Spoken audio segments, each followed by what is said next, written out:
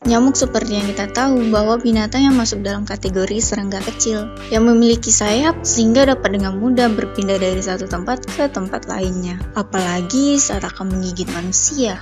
Kayaknya hampir semua orang sih pernah digigit nyamuk, tapi kalau untuk reaksi yang ditimbulkan pasti berbeda-beda. Untuk sebagian orang, gigitan nyamuk tidak menyebabkan dampak yang berarti, tapi sebagian orang lainnya dapat mengalami reaksi cukup parah, bahkan terkena penyakit infeksi. Duh, ngeri.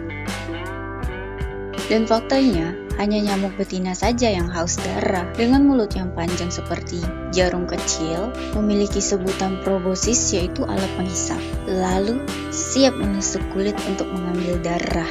Nyamuk betina membutuhkan darah biar bisa berkembang biak. Dari darah yang dihisap melalui mulutnya akan digunakan untuk menghasilkan telur. Tapi, lain halnya dengan nyamuk jantan, tidak membutuhkan darah sebagai makanannya.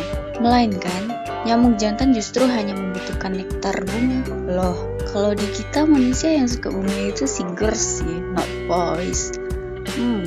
Menarik. Kamu lagi tidur nih, terus nyamuk mulai berburu mencari darah segar. Siap menghisap. Pertama-tama nyamuk betina akan menandai targetnya menggunakan kombinasi aroma. Saat mengambil darah dari kulit, nyamuk akan meninggalkan air liurnya. Air liurnya akan masuk ke dalam aliran darah, dan air liurnya mengandung protein untuk mencegah darah membeku saat sedang menghisap darah yang akan berakhir dampak buruk untuk kamu. Protein yang terdapat dalam air liur nyamuk ini terkadang menyebabkan berbagai reaksi pada kulit seperti pembengkakan, kulit kemerahan, dan terasa gatal pada sebagian orang. Hal ini disebabkan karena adanya produksi dan pelepasan histamin ke bagian gigitan nyamuk. Histamin bertugas untuk menghilangkan protein dari air liur nyamuk yang dianggap sebagai alergen dari tubuh Anda. Ketika digigit nyamuk, tubuh kamu akan menunjukkan sejumlah reaksi baik ringan hingga berat. Segala dampak buruk yang dapat terjadi akibat gigitan nyamuk itu dapat menjadi lebih parah tergantung dari reaksi sistem kekebalan tubuh seseorang terhadap protein dari air liur nyamuk. Maka dari itu, pentingnya pencegahan untuk dilakukan sesuai protokol.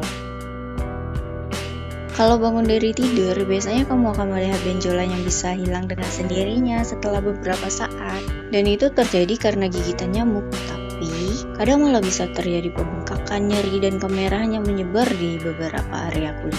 Jika benjolan merah kecil, kamu gak perlu khawatir. Hal ini termasuk dalam reaksi paling umum dan wajar yang kebanyakan orang alami.